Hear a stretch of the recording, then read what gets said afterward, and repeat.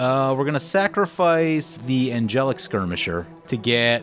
Oh, Sarah's Emissary seems so good. Get a Marius Shepherd. We're gonna play a land. Today on Commander Replay, we take another look at Giada Angels and have some fun with Angelic Skirmisher and Sarah Paragon. Next on Commander Replay. Hey guys, there's two great ways to support the channel. All links are in the description below. Welcome back, everyone. Playing some Giada Font of Hope today. Today's deck list comes to us from Patreon supporter Jenka. Take a look at this opener. Oh, that one's card draw. This is tricky. If we draw another land, life is good. How many lands are in this deck? 35. This is ramp. I'm gonna mulligan this. It's too risky. This isn't the card draw one. This is a different one. Mulligan that. Yeah, this is better. No card draw still, but recursion and ramp. Also, I just like Angelic Skirmisher a lot. I think Skirmisher is a super underrated card, at least for combat decks anyway. You were gonna keep these. It's not that you put it anywhere, but like definitely for like go wide situations. I don't know. It works really well for Angels because they already have flying anyway. So a lot of times throwing Vigilance on there if they don't have Vigilance is so helpful to just not getting attacked, getting the damage in and not getting attacked back. If you already have Vigilance on a lot of your Angels, you can go Lifelink, and I really like doing that too. Just, it's a good card. Maybe not so much in the day of like everything's just treasure and land combos now, but you know, back before all that stuff, I think this thing didn't see enough play relative to how good it is. It's a pretty nasty turn one. Soul Ring into Thought Vessel and Mishra's Factory. Gross. Lyra Dawnbringer is an angel. Angels are good. Play the planes, and we'll pass like that. Our sequence is going to get a little weird here. So, I mean, turn 2, we're looking at Giada. Turn 3, probably the Oketra's Monument. I'm not sure when we're going to get the Thran Dynamo in after that. It might be better to just go for the Thran Dynamo and then try to cough multiple creatures in a turn. So, let's take a read of Giada. 2 mana for 2/2, Flying Vigilance. Each other angel you control enters the battlefield with an additional +1/+1 counter on it for each angel you already control. That already word is a killer. It shuts off the ability to use stuff like Eerie Interlude and Ghostway, and having your team come back as absolutely massive. I believe they come back with 1/1/1 counter, which isn't the worst, but you know, white always kind of gets shafted on like the combos. Like green, blue, and black can run rampant with just like, oh, this card combos with everything, and it's weird that they always restrict white on doing that. Like, because that wouldn't even be that insane. Yeah, I mean, it would win you some games, right? If they all come back into play and they're giant, right? But it's still, you know, it's a combo and you need a lot of things in play. Like it takes some setup and I don't know. It's just one of those frustrating things. I know that white's getting better. I saw that white Crater Hoof that got spoiled recently. And like, I mean, honestly, I think that card's probably too strong. Like, I'm not a fan of Crater Hoof. I'd rather we get rid of all Crater Hoofs as opposed to print more of them. I understand that white needs the help, especially in Go Wide, but I guess that being the case too, like white doesn't have 10 plus tutors to get the new Crater Hoof into play, where green does, some of which are at instant speed. That's a path on the Toski. Fish plays Toski a lot and knows what kind of pain Toski causes, so they are not interested in that thing hanging around all game and drawing a million cards. It does ramp them a little bit, but it's probably better than fueling them back up with cards. There's Frodo, Adventurous Hobbit, coming in. Oh, and the final text on here is, tap to make a white, spend it only on angel spells. It's a nice little tack-on ability. Yeah, there's a lot to like about Giada, actually. Of all the mono-white angel commanders, I think I like this one best. It comes in early. The Flying Vigilance is nice. It's really good to put a like Mask of Memory or Sword of the Animist on it early. Any of that stuff that I really like. Great for the value. So anything that carries equipment in white well is going to be white's best source of value for the most part. So I do like that. And it is nice, too, that it puts the +1/+1 counters on the angels, because one of the biggest problems with basically all of the non-red angel decks is that you need a lot of angels in play to be lethal. Like, that's a number to kill a player who's high on life. You need probably like 5 to 6 of them, depending on which ones you have.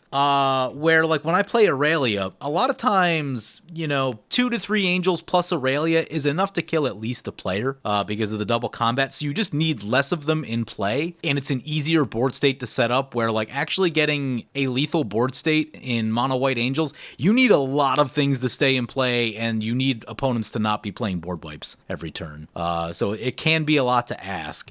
Anyway, the pump ability on Giada reduces the number of things you need to keep in play to be lethal, which is a very good thing. That is Jolrael coming in. Sure I didn't say that right. Got a 5/5 Mishra's Factory. Over to fish. This thing I think makes flying lands, is that right? I saw this card last night. Yeah, it does indeed make flying lands, so that's not great. So we might just get a little poke in with Giada while we can, while the going's good. This is a cool card. I haven't had a chance to use it a ton, but it's definitely sweet in the 1 or 2 times that I've seen it. Has it come down in price yet? Because it was absurdly expensive for a while. There's a Nykthos. Let's get that Nykthos into play. That'll be massively helpful into the late game, especially if we can keep a few things in play. Get the Oketra's Monument in, and we'll just swing into the Jolrael deck, because they'll probably have flyers at some point, so it'll be tougher to get the damage. And we'll pass like that. There is something I like about this deck, particularly when Angelic Skirmisher is in, because of the Vigilance thing I was kind of talking about earlier. You're able to get this like very subtle kind of advantage with Flying Vigilance that I really like, and it's like oddly reminiscent of a game of Limited where small advantages matter. Like Commander's gotten so big and so powerful that like small advantages don't matter that much a lot of the time anymore, and everything is just like, how many treasures did you make? Did you make 30 extra mana this turn? Did you draw 20 cards this turn, right? Which is very different than like, I gave an extra keyword to my creatures, and it was just what I needed for the situation. So there's something I really like about that. I've had some fun moments playing this deck in the past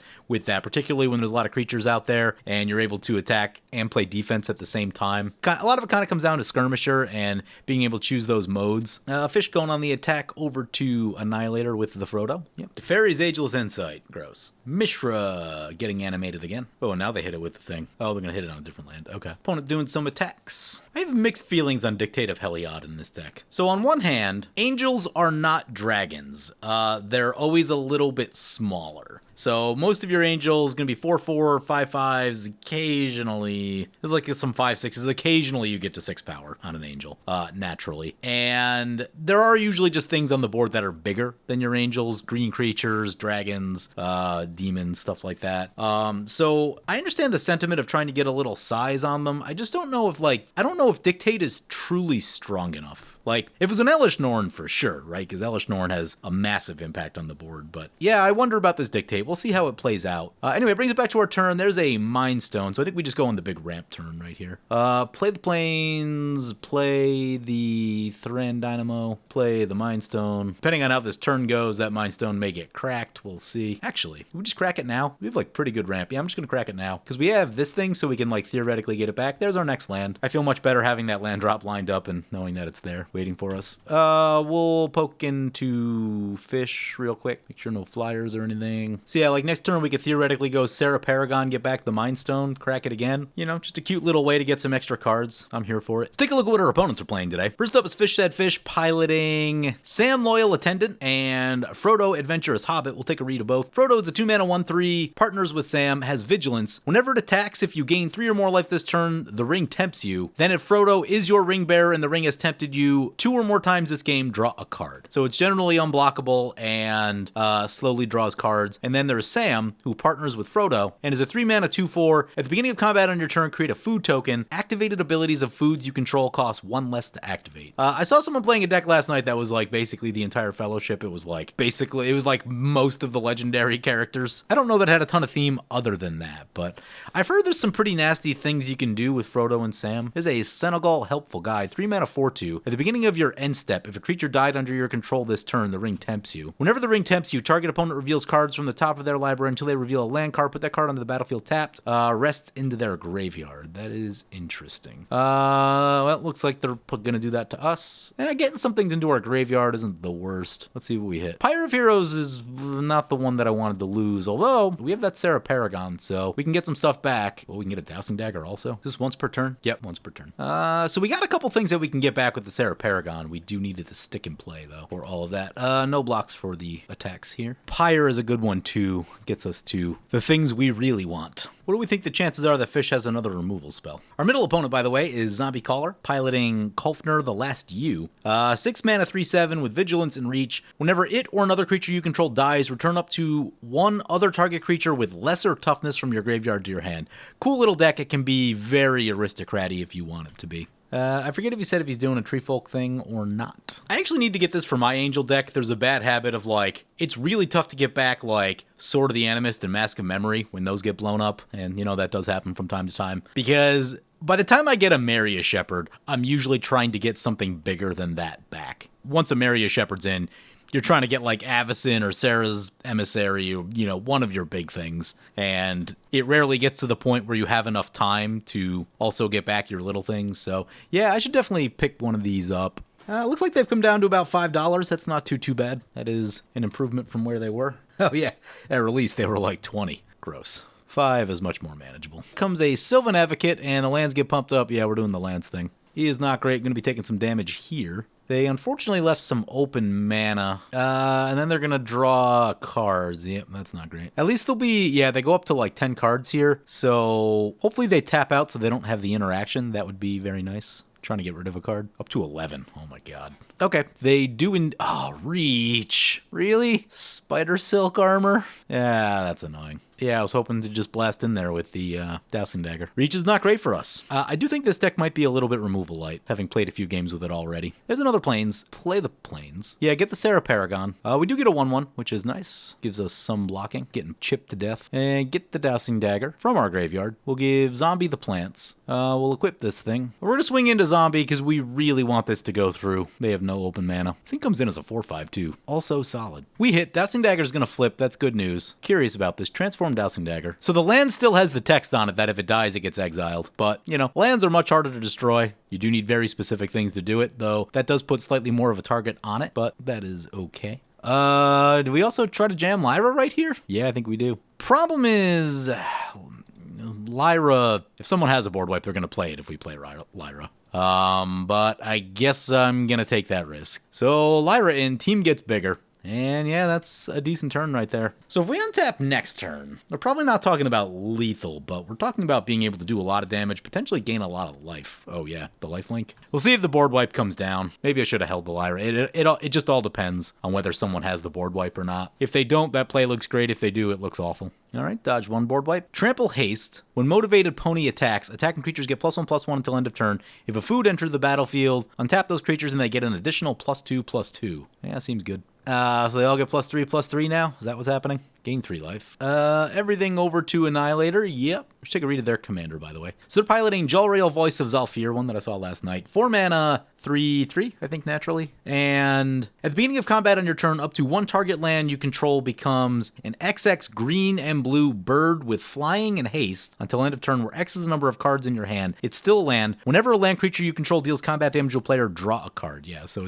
it's all the usual Simic nonsense. Card draw built into the command zone. Don't love it. How much damage is this, actually? That's a 6/6, 3/4, 4/6, 5/7, 7/5. Yeah, Fish has got some power on board now. What will be interesting is if we can keep Lyra and Dictate in, we may actually be able to like match that decently well. They're gonna block Sylvan Advocate on this Birds of Paradise, so birds will probably go down here. Ooh, they go down to 11. I mean, if they don't have a board wipe, we could probably think about taking them down. Fish is going to do that thing to us again and make us mill more. Sword of the Animist, Angel of Finality. I do want to get the Pyre of Heroes. We need some sort of, like, card advantage engine now that we have good ramp. Really hope we get one more turn with Sarah Paragon. If it gets blown up here, I'm going to be very sad. Because we're very empty on cards if that happens. Kaya the Inexorable. Sure, I'm not going to like this. What are we doing with the Kaya? Ghost form, counter on up to 1 target creature gains. Whenever this creature dies or is put in exile, return it to its owner's hand and make a spirit. I don't know what it targeted. Let's see what Annihilator's got for us. Inga and Asika. I saw an Inga and Asika deck last night. It got pretty wild. Actually, that game was filmed. Turned out to be a pretty cool game. Tribe Elder. Blinkmoth is a 10/11. Flying Haste, Reach, Vigilance. Going into Fish. This looks like interaction to me. I don't know that I'm like super keen on finding out what this is. I might just let Fish do that. Plus, it's pretty early into this game. I know it's the Simic deck, but we're not supposed to be going like that hard. So against all better judgment, I'm probably going to give them an extra turn here unless they like lay down something absolutely wild. Utopia Sprawl. Yeah, they still got 4 mana up, which is the magic number for an Aetherize. So I just don't think I'm looking to really tempt that. Somber Walled Sage, huh? Well, now they're off Aetherized mana, so maybe I'll just do like a split attack. There's a Plains. Let's get the Pyre of Heroes before something bad happens. How much is this guy?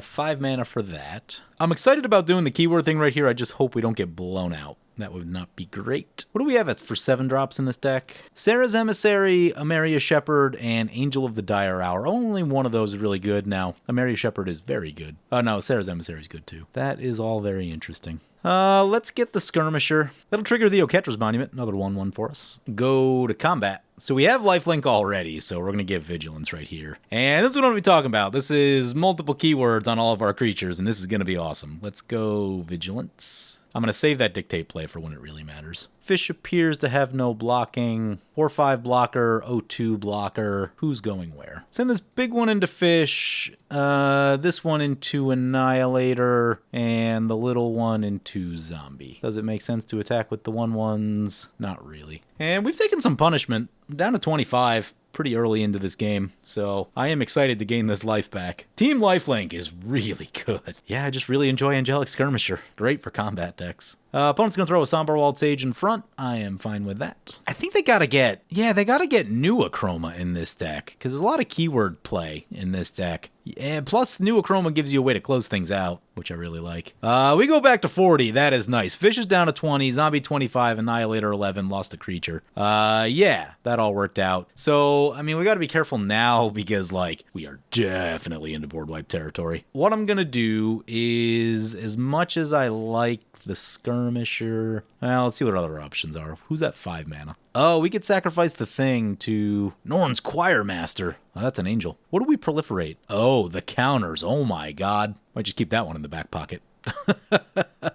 That seems good. Sunblast Angel. Does that do anything? Not particularly exciting in this moment. Yeah, I think I'm just going to do this. We're going to sacrifice the Angelic Skirmisher to get... Oh, Sarah's Emissary seems so good. Get Amaria Shepherd. We're going to play a land, and then we're going to use that. I'm going to get the Mind Stone just because we're, like, out of cards. That'll go to the battlefield. We could crack it now, but is a wheel going to happen? Not likely in these colors. We can crack it now. Ooh, that comes in as an 8/8. Yeah, that's good. There's a Dawnbreak Reclaimer. That gives us a backup plan if the board gets wiped. I like that. Okay, I feel good about this. Pass like that. Yeah, I hadn't even thought about Norn's Choir Master with this deck. That means you may want to consider, what's that mana rock? Staff of Completion. I'm not saying it's a shoe-in. You'll want to think about it because it is a lot of life loss. You can gain it back because you're an angel deck, but the ability to proliferate on there could be enticing. Let's see what Fish is doing. Fish has got a bunch of triggers going off here. Hopefully not all is coming our way. It might be, though. The thing is going to happen again. We're getting milled more. We have reanimation. Milling us is not necessarily the answer. Do we not get milled more? Fish is splitting their attacks. Frodo is a force. I think we can block it now with the 1/1. Zombie, can he use both of those plants we gave him? Yeah, we'll use a 1/1 on the Frodo. Slow down that damage. I love Oketra's Monument. Just so good.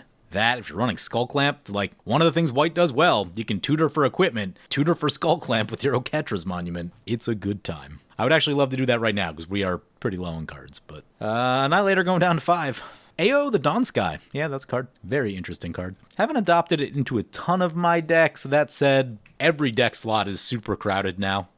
You have to really want a card to want to put it in there, but it's cool. Wouldn't be terrible in the keywords deck. See what Zombie's got. Colfenor coming in. I wouldn't be opposed if someone drops a board wipe as long as it's not a one-sided one. Like, if it actually blows everything up, I'd be okay with that. Zombie would have been the person to do it, though, just because they had, like, nothing in play to lose. Well, I guess Annihilator's in a dire situation, too, so if they have it, they'll play it. But the more concerning thing that it's going to be like a Rift, or possibly like an Azuri's Predation, which can be pretty nasty. Though I think the board... yeah, no, it would kill a lot of things on board. Azuri's Predation, so as creatures have gotten smaller, Azuri's Predation has gotten better, I think. You know, when there's Eldrazi running around everywhere, Azuri's Predation isn't as good, but there aren't Eldrazi running around everywhere anymore. So, you know, a lot of creatures have less than 4 toughness. I've noticed that with like Sulphurous Blast too, 3 damage to each creature, and that has gotten, it's always been good, but it's gotten better. It kills more and more things and misses less than it ever used to. Yeah, let's see what kind of big nasty stuff they have. They've got resources. Titania. Play Forest from the graveyard. Whenever Forest enters the battlefield, make a 5/3 Nissa's Renewal. Gain 7 life. That does mean there isn't going to be a board wipe. This is going to put some meat into play for them. Okay. Might have to think about the Sarah's Emissary just to get through. It is kind of a cheap play, but we are a mono white deck. And, you know, you got to use the tools that you have. Man, giving everything reach? So good. Why doesn't this card show up more? I guess I'm one of the few people that, like, plays flying in every deck. But flying, definitely my favorite keyword. Opponent's back to 12. Let's see what they're thinking here. Over to Zombie with this big flying thing. And a Chroma's Will would give us probably pretty easy lethal. I haven't done all the math exactly, but with the Dictate, yeah, for sure with the Dictate. That'd be very easy lethal. Current state, we have decent damage, and this is kind of what I'm talking about. So imagine this was its normal 5/5, and imagine this was its normal, I guess it's a 4/4, be a 5/5 with Lyra in. You know, that's a bit of extra damage we're getting off those plus counters. Part of me is tempted to do the Norn Squire Master thing. That does sound rather fun. We have a lot of tools. We have a lot of powerful tools, actually, to work with this turn. So we have Dawnbreak to get stuff back, though I might hold that one back in case we can't kill everyone, in case we need a board wipe. But the play with Amaria Shepherd and Pyre of Heroes, we can do... It's just a lot of options that we have available to us. Also, this thing. I might be careful about what I get with that. Oh, hey. Anthem and Vigilance. Oh, Sanctum Warden. Been trying to get more of a look at Sanctum Warden. Opponent's telling me to just win the game, so that being the case, we actually don't have a 6-drop anymore.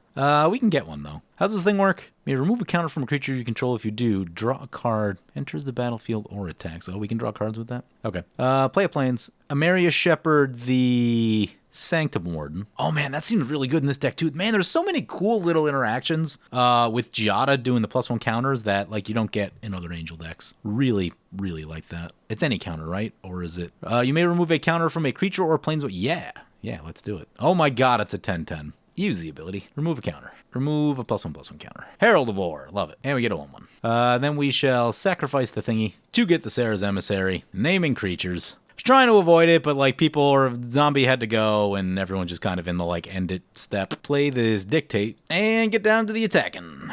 I assume we have enough damage. I hope we have enough damage. Maybe we don't. Do we have to leave one alive? No, we should be fine. 12. Yeah, I hope this is enough. I didn't count it all out perfectly, but hope this is enough. So interestingly, if Zombie didn't have to leave, Zombie would actually survive and get one more turn, but he's been kind of stuck all game, so, you know. If he didn't have the board wipe last turn, slim chance to like rip it off the top for next turn. And I mean, it really does speak to like just how much you need to do in your early game. Like, look how much we had going by turn 4 in this game. Like, we had a decent number of things going, and Zombie was just kind of playing lands. I don't actually, like, I have no idea what they had in their hand, because they really didn't seem to cast all that much throughout the game. Yeah, down they go. Sarah's Emissary, still busted. Weird game in that there was, like, almost no removal at all. I think Path of Exile is the only piece I remember. So everything that got played just stayed out there, and, you know, in those type of games, it's just who has the best creatures. In our case, like, we don't necessarily have the biggest. I mean, we kind of do now, but, like, through the middle parts of the game, we had more keywords than everyone, and the keywords kind of let us not take too much punishment, get our life total into a safe place. So also, I think that makes this, like, kind of a Christmas land situation, too, where, like, this deck gets chewed up by removal pretty badly, right? Like,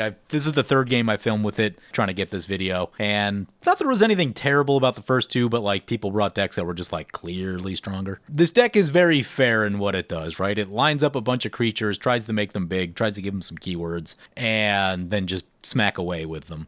Sarah's Emissary is by far the most unfair card in the deck, maybe Avacyn, but thoughts on this deck? Depending on what you want it to be. So, like, if you want it to hold up against stronger decks, then I would make it a little bit more unfair. I would think about a Chancellor of the Annex and an Angelic Arbiter.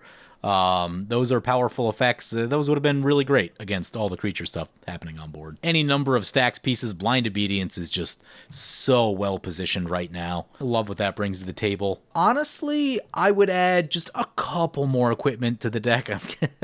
I mean, it's me, right? Of course I'm going to add more equipment to the deck, but this Hearth and Home wasn't in there, but I think it's a very powerful card to add. One, it's that ramp, it's card advantage. Two, if you're blinking your creatures late in the game, they can come back with like more and more plus counters on them, so you can make them bigger, which is a pretty cool effect. And I'm not sure what the cost on these is right now, but this is definitely a very strong effect that I would add. I might think about that new one out of Lord of the Rings that's like Sword of the Animus #2. Giada just carries equipment so well. I saw this. Overall, what I would probably try to do, I'd probably try to cut maybe like 2 or 3 creatures from this deck.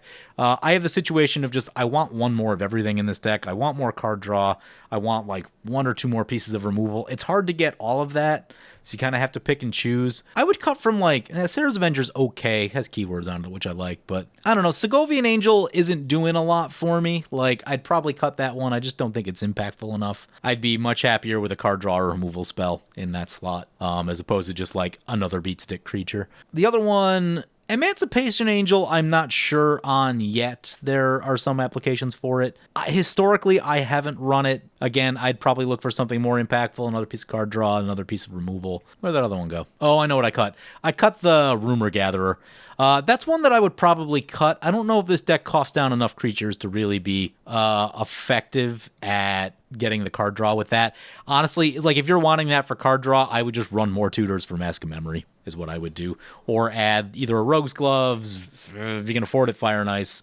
Are any of the newer swords, have they gotten cheaper yet? I don't know. But yeah, I would just throw in like another either equipment tutor or a different piece of card draw. Anyway, I'm going to wrap it up there. Hope you guys enjoyed the video. As always, feel free to comment, like, or subscribe. Thank you for watching. I want to thank my awesome Patreon supporters. You guys are awesome. If you want to help support the channel, vote on which decks I play next, or if you want to get some good games of Spell Table, be sure to check out my Patreon at the link below.